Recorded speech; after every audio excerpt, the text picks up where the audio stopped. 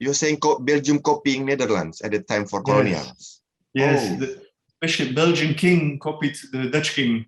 And his father, after graduating at the Stovia, the medical school, he started the hospital in Bangangsi Api-Api. No way.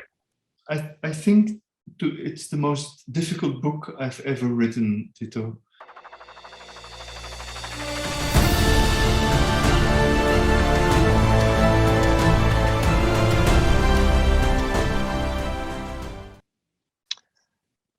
First, I want to know, David, this Revolusi book is 10 years apart from your last book, Congo, if I'm not wrong.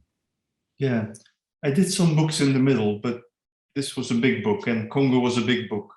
Okay. But in between, I had A Plea, I had a shorter book that was translated into many, many languages on democracy. But this is like the first big book since Congo, so you're quite right. And on this book on Revolusi, I've been working almost 6 years. It was 6 years of research, reading, interviewing, traveling, and then obviously writing. Yeah. So this is, I may say, your first book about Indonesia. Yes, absolutely. That's correct. How can you come up to this idea to write about Indonesia?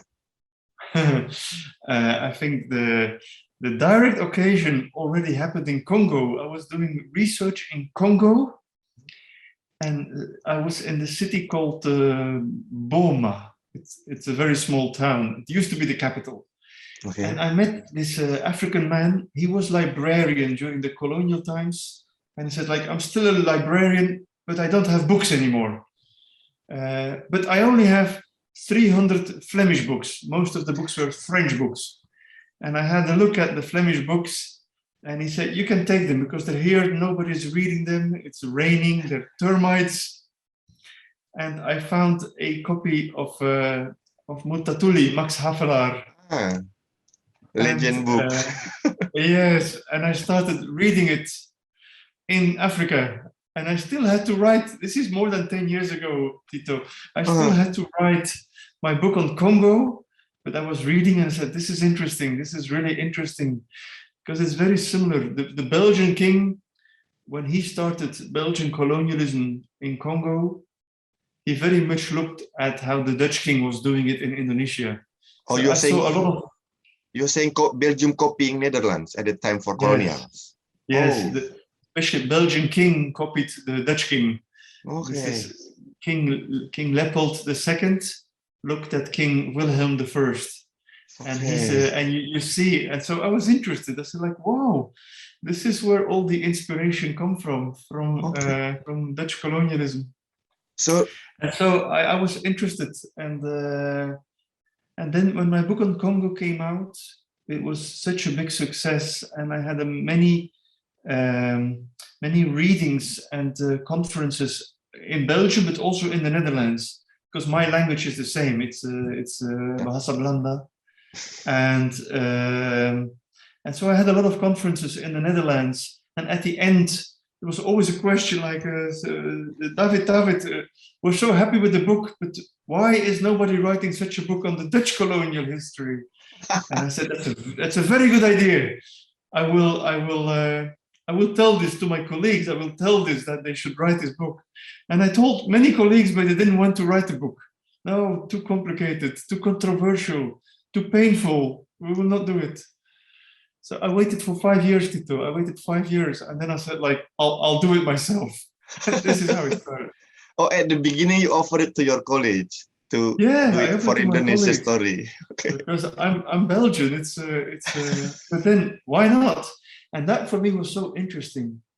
This history, the Perang Kemerdekaan, what happened between the Netherlands and Indonesia, it's more than just Dutch history. It's more than just Indonesian history. It's world history. And so, yes, for me as a Belgian, this is an important history. It's the beginning of the global decolonization.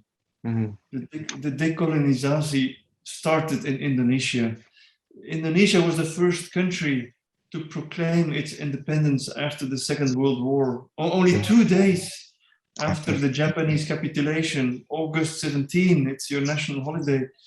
And so people should know this. What happened in Indonesia was the beginning of a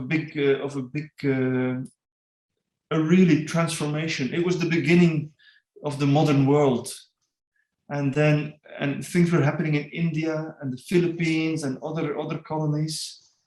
But August 45 was very important, and April 55 was very important. The Conferentie Asia-Afrika. It had such a big impact on the world, on the Arab world, on the African world, even in America, on Martin Luther King and Malcolm X. They all were looking at Indonesia with a lot of admiration, and they were frustrated. They said, like, well, the Indonesians are so much faster than we. They are booking progress. We are still stuck here. Malcolm X even said, we need it was a friend of Malcolm X. He said, we need a second Bandung conference, and this time in the Bronx, in New York. So people were really, really admiring the energy of the Bandung conference. About the Indonesia, you said we are the first country proclaim its independence after the Second World War.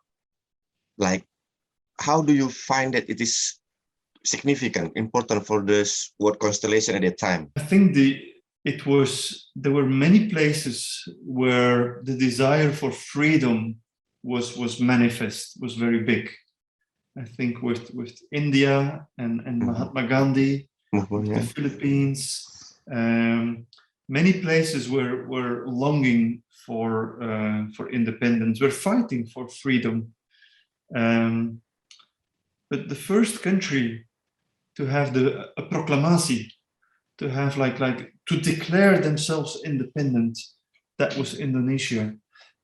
Before India, before the Philippines, before African countries. So it's if you look at the chronological order, it's really the first one after the Second World War, and I think that's because the Pemuda have been pushing Sukarno and Hatta to declare independence. Yeah. Sukarno thought, like, I cannot do this without the Japanese support. And we are, we're almost there. But then Japan had lost the war. I spoke to Herawati Dia, who was the widow of BM Dia. You know, Okay. BM Dia? Yes. He was one of the people who pushed Sukarno to proclaim independence. There were a number of these people, and it was really interesting to meet Herawati Dia. She died. She was in her 90s when I interviewed her in Jakarta. She died a few months later, but she was like this generation. They had been journalists. Yeah. They had been wanting for independence. They had been working with the Japanese press agency, and so it was really interesting to see how this young generation pushed Sukarno and Hatta to proclaim independence. Yeah. And I think that's been absolutely crucial. And everybody the Dutch thought, like, we will go back. Oh, the Japanese are beaten. Now we can go back. But they didn't have an army. So the British went there with the Gurkha soldiers. I went to visit Japanese. I mean, I did a lot of interviews for this book. Almost 200 interviews. Almost. That means 190 something. Eh? Yeah, something with the. Saksiata was the word. Witness. The witness. Eyewitness. Do you have the exact number? 100 something? 100? I should check. Okay. I think 190. 190. 190. Yeah. You also went to Japan and Tibet. Japan, Nepal, okay. Nepal. Okay, Nepal. Japan, I can imagine for this story connection with Indonesia and the colonization. But Nepal, what were you doing there? In Japan, I found a number of veteran soldiers who had been. I even found one of the men who was one of the very, very first to come on land in Java in February 1942. He was in a boat and he was in a tank. He was in a tank in West Java. And Okay. you know, at night they came with the boats on the beach. They opened the boat, and he had to go with a tank. And he was at the very western point of Java. So that was incredible. I found a number of soldiers in Japan, very old men who had been in Semarang, who had been in Surabaya, different places. I also interviewed Devi Sukarno in Tokyo. Devi, yeah, I could interview her as well. And then I went to Nepal to find the Gurkha soldiers.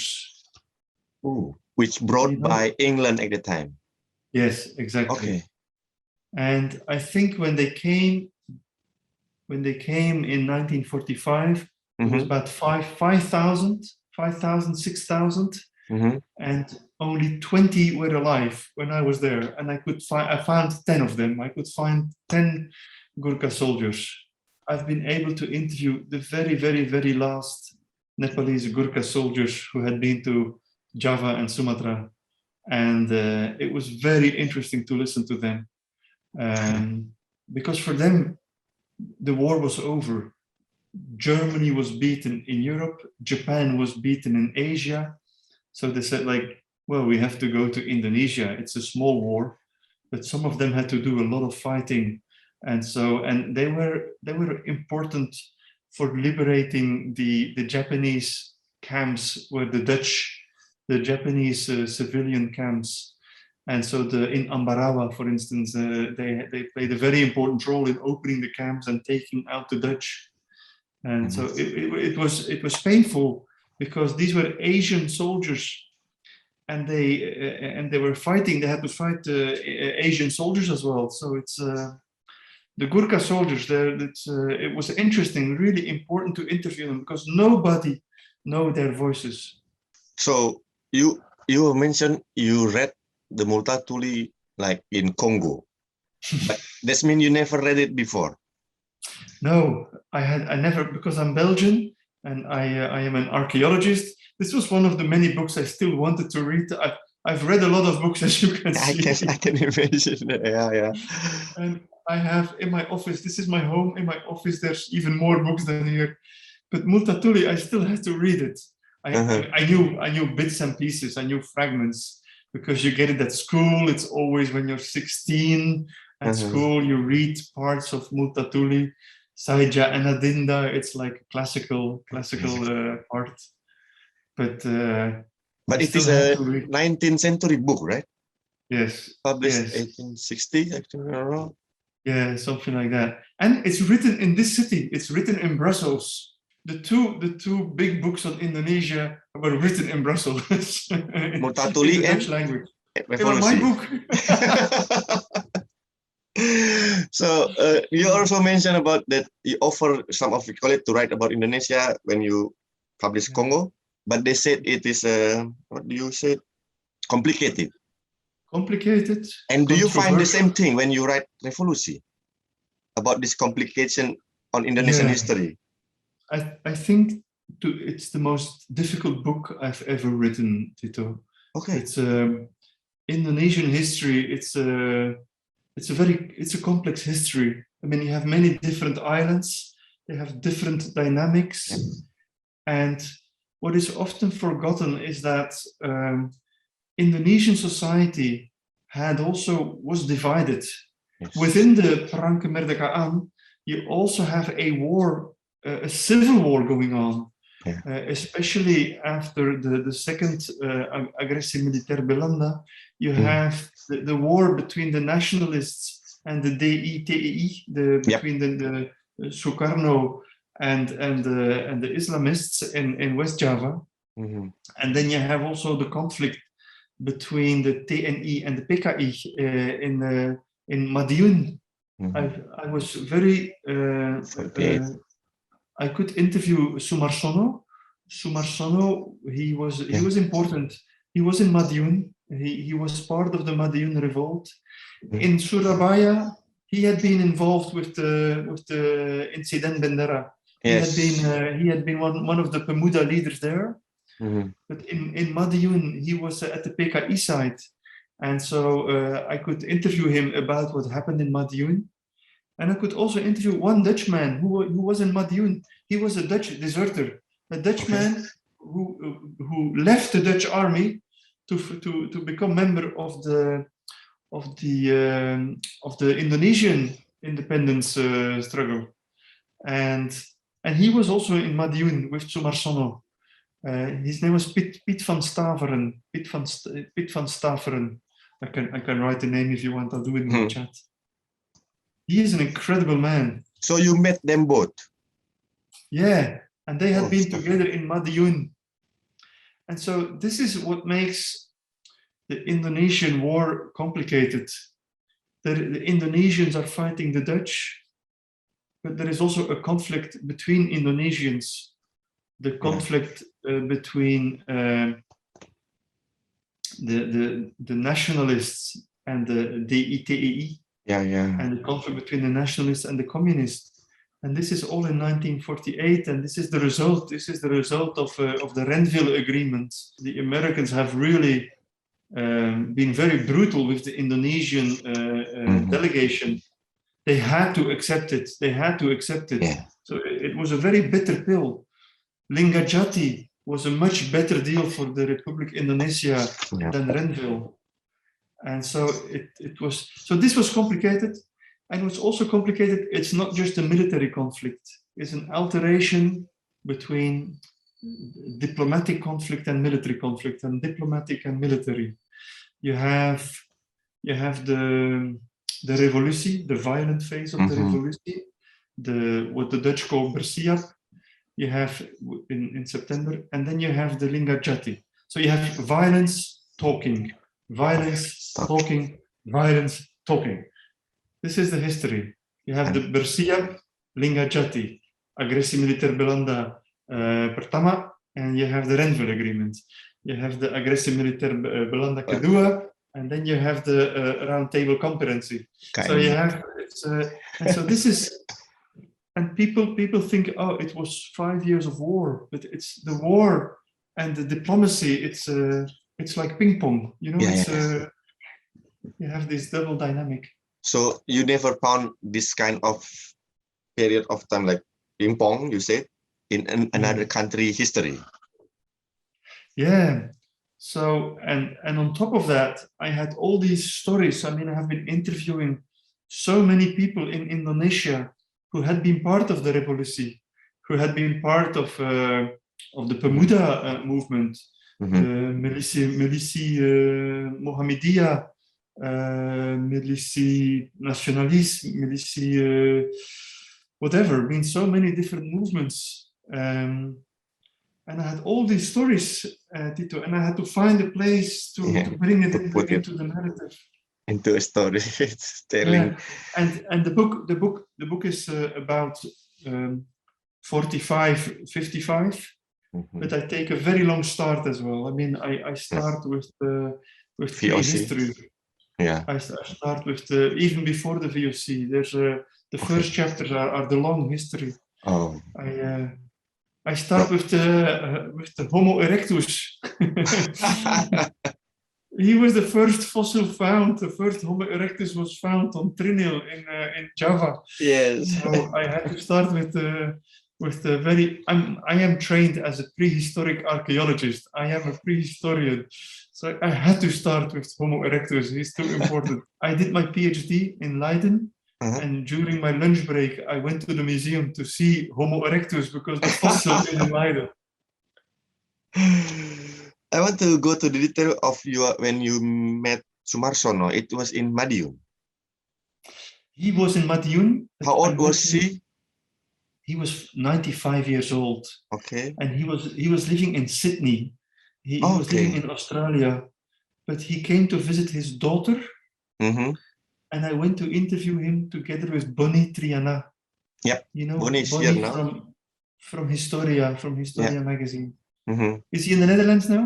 Yeah, she has some project with Rijksmuseum for next year exhibition about colonialism as well, I think. Yeah, I know. Yeah. Yeah.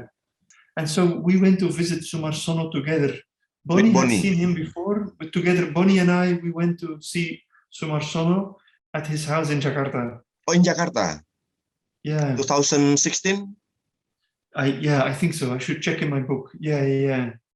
And he was visiting his daughter. He was visiting his daughter in Jakarta. He came to see his daughter. How was he at the time? I mean, how did he talk? How did he can remember all the past? Unbelievable. Fantastic witness. He had such clear memories. And Bonnie told me afterwards, this is the third time I meet him, and he gives the same information. So his memory is solid, very strong memory. On the Surabaya events, in 45 with the hotel Yamato. Say again? Yamato. Yeah, the hotel where they changed, where they took down the Turun ke Bendera. Yeah, he had been there. I'm curious about this Sumarsono. I mean, I am a journalist. I never met him. I mean, you're lucky. You have a first-hand story from him. Yeah. He was very interested. He was proud, very proud of the Surabaya incident, but Madiun was difficult for him, difficult to talk about it and to tell what has happened. And he said, like, it was never meant as a communist revolt. It was just people were unhappy, but this was not against the Revolusi, he said. Did he talk about 65 as well? No, we didn't talk about this. No. Okay, so Sumarsono part in your book, how long it is in your book about this Sumarsono experience? It's several pages. He is one of the key witnesses on he's in my book several times. I used he had several interesting things to tell. The first one was before the war, he was one of the very, very few who were circumscribed by the Dutch army. You know, in the colonial times, the Indonesians asked to have the right to be conscripts, to become soldiers. Even in the First World War in 1914, 1918, there was a demand for let us become soldiers. But the Dutch did not want to give guns to the Indonesian people. Yeah. So there was no chance. It was only right before the Pearl Harbor that the Dutch. So there was a big discussion with the Second World War. Should we give weapons to the Indonesians? And the idea was, yes, that might help to fight the Japanese, but no, they might turn their guns against us. So there was always a big discussion. And so only at the very, very end, there was the militie. And Sumarsono had been one of the, I think there's been only 5,000 Indonesian soldiers, only 5,000 conscripts in the Dutch colonial army. And he had been one of them, and he had to go to the army, and he didn't like it because he was against colonialism, and all of a sudden he had to be part of the Dutch militia. So he's in my book to talk about the militia before the Japanese occupation. Okay. And then he's in it to talk about the Surabaya events, and he's in it. Oh, let me just check. Let me check in the book. I'll check in the index to see. I know he was a very good witness for the militia, the Dutch militia, and then the Surabaya event, and then Madiun. Let me check, because he was such a good witness. He has many passages. Sumarsono. Oh, he's on 1, 2, 3, 4, 5, 6, 7, 8 different sections in the book. I'll check. 156. Here is a story about the militia. Yeah. We were forced into the army. They called it militia, the troops of the people. But we were unpaid. I worked for the Borsume, the Borneo Sumatra Handelmaatschappij.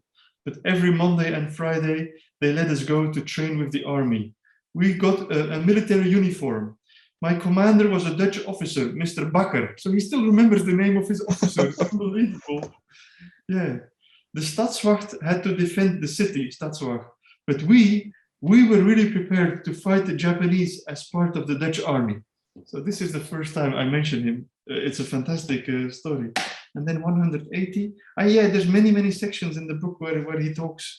This is very funny. So he is trained to fight with the Dutch for the moment the Japanese arrive. And here he says, but when the war started, we did nothing. I was sleeping in the army barracks, ready to fight. But when the Japanese arrived, my commander, Bakker, he was nowhere to be seen. Run away. Yeah, all our officers, they all had to run away. We were sleeping, and we were wakened by the Japanese who had a gun at us. Oh yeah. And they said, Atsumero, Atsumero. He remembered the Japanese word. Okay. And Atsumero means kumpul. Oh, okay. Get together. Okay. Wow. A witness who remembers Japanese words from 1942. Unbelievable. Okay. Yeah, he was fantastic. Well, there's many more pages with yeah. Oh, it makes me smile. Hang on, I'll give you one more. He makes me smile. He's so interesting. What's the next thing? This is really interesting. The Japanese, they took all the soldiers, and the Dutch soldiers had to go into the camps. But he was not a Dutch soldier, he was Indonesian. And so the Japanese were dividing. If you were white, if you were white skin, you had to go to the camp. If you had a brown skin, you were left free. And so he is describing this. Okay. We all had to queue. Are you Indonesian? They asked. Then you had to step forward. There were not many of us. There were much more Indos, so Indo-Europeans. The Indonesians were sent home. The Indo-Europeans, they kept them as prisoners. So yeah, it's interesting, isn't it? It's fantastic information. Yeah. And so it goes on and on. Yeah. 95 years old. He still can remember. Yeah. Tell me about him. I mean, how tall is he? Like, because like Sumarsono written in the history, but not many Indonesians really know him, right? No, because he was in the national history writing. He's been forgotten. Yeah. Because he was with the PKI. Yeah. And interesting is he was with the PKI, but he was a really anti-colonial nationalist as well. Mm-hmm. He was really part of the Perang Kemerdekaan. He wanted Indonesian independence. Mm-hmm. So yeah, he is interesting, but he is forgotten. And he was a short man, smiling, very happy man. And he was wearing braces. Braces. Right. Sort of elastics to keep your to hold your body. To hold the trousers. And he had a cap as well, like a cap, like 150. His height 150, 160s. I would say 165, something like that. Okay. Yeah. And he was in his. We were sitting in his living room, and he was sitting like this. Like it was fantastic. So except this Sumarsono and Herawati, who is another prominent people in history that mentioned already, but people never heard their story. Very interesting. The oldest witness, was also an Indonesian man, Jayeng Pratomo.